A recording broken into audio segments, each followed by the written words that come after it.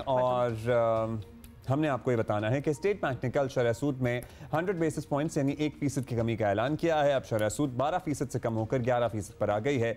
इस तरह गुज़श्ता 11 माह के दौरान शरह सूद में 11% की कमी हुई है और एक वक्त में शरह सूद याद होगा आपको 22% पे था। इस लिहाज से एक साल से भी कम अरसे में शरह सूद में निस्ब हद तक कमी मुस्तहकम होती हुई मईशत का वाज़ेह इशारा है। लेकिन ताजिर 1% शरह सूद कम होने से ज़रा खुश नहीं हो। कहते हैं जी अभी तो गुंजाइश बहुत थी, इसको सिंगल डिजिट में लाया जाता। हाँ, इसी पे बात कर लेते हैं। हमारे साथ हैं जावेद बलवानी साहब, सदर Karachi chamber of commerce and industry हैं। जावेद साहब, स्टेट बैंक ने शरह सूद में कमी की है, लेकिन ताजर बरादरी जो है वो ज़्यादा खुश नहीं नज़र आ रही।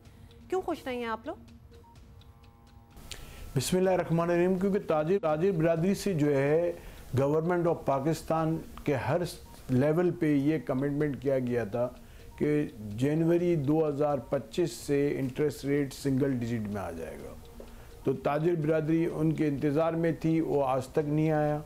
और अगर आप रीजनल कम्पिटिटिव कंट्रीज से देखें तो सबसे ज़्यादा इंटरेस्ट रेट हमारा है, जबकि इन्फ्लेशन हमारा कम है, मगर हमसे कम जो है वो श्रीलंका का है। अच्छा सर, अब ये बात समझ में आती है कि महंगाई में कमी के बाद इंटरेस्ट रेट सिंगल डिजिट में तो आना चाहिए था, लेकिन एक इंटरनेशनल सिचुएशन भी है। अमेरिका और बाकी दुनिया के टैरिफ के मामलात भी चल रहे हैं। टाइट मॉनेटरी पॉलिसी रखना आपको लगता है कि एक मजबूरी भी हो सकती है? What do you have to say about this theory? देखिए, मैं इत्तेफाक इसलिए नहीं करता कि पाकिस्तान के अंदर मल्टीपल इश्यूज चल रहे हैं। एक एनर्जी टैरिफ पाकिस्तान पूरे रीजनल कम्पिटिटिव जितने कंट्रीज़ हैं उनमें सबसे ज़्यादा पाकिस्तान का है। दूसरा आप देखें, इंटरेस्ट रेट पाकिस्तान का सबसे ज़्यादा। फिर मिनिमम वेज के अंदर भी अगर आप देखें तो पाकिस्तान जो है कई कंट्रियों से ज़्यादा है। तो ये तीन चीज़ें जो हैं वो मेन इंडस्ट्रीज़ को चलाने के लिए बहुत बड़ा अहम किरदार अदा करती हैं। अब तीनों चीज़ें जब ज़्यादा होंगी तो इंडस्ट्री कैसे लगेगी, इंडस्ट्री कैसे चलेगी और इंडस्ट्री कैसे कम्पीट कर सकेगी? चलें, ठीक है जावेद साहब, हम ऑब्वियसली समझने की कोशिश कर रहे हैं। मॉनेटरी पॉलिसी को अगर एक तरफ रख दें थोड़ी देर के लिए, तो हुकाम हमें ये बता रहे हैं कि बिजली की कीमत जो है वो कंट्रोल में है, टैक्सेशन मसाइल जो हैं वो भी हल हो रहे हैं, IMF प्रोग्राम बिल्कुल सेट चल रहा है, इकॉनमी ठीक समत में है। तो ओवरऑल बताया जा रहा है कि एक अच्छी सूरत हाल है। ऐसा ही है तो क्या मजमूई तौर पर सनत और कारोबार के हालात भी बेहतर नहीं होने चाहिए?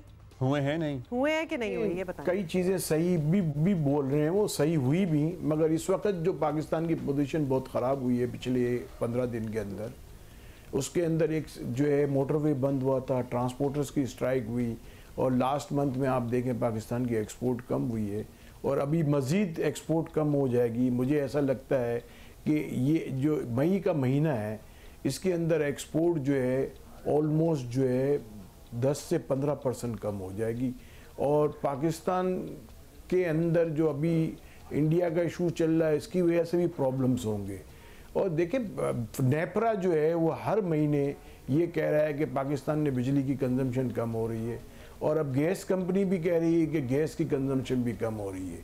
गैस कंपनियों का ये हाल है कि उनकी लाइनें जो हैं उनमें इतना प्रेशर हो गया है कि लाइनें बस्ट होने का ख़तरा है। SNGPL ने कुछ महीने पहले ओगरा को लिखा भी था कि हमारी गैस की लाइन बस्ट हो जाएगी, हमारे पास गैस एक्सेस हो गई है।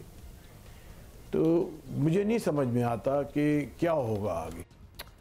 ऑलराइट, जावेद बलवानी साहब बहुत बहुत शुक्रिया। कराची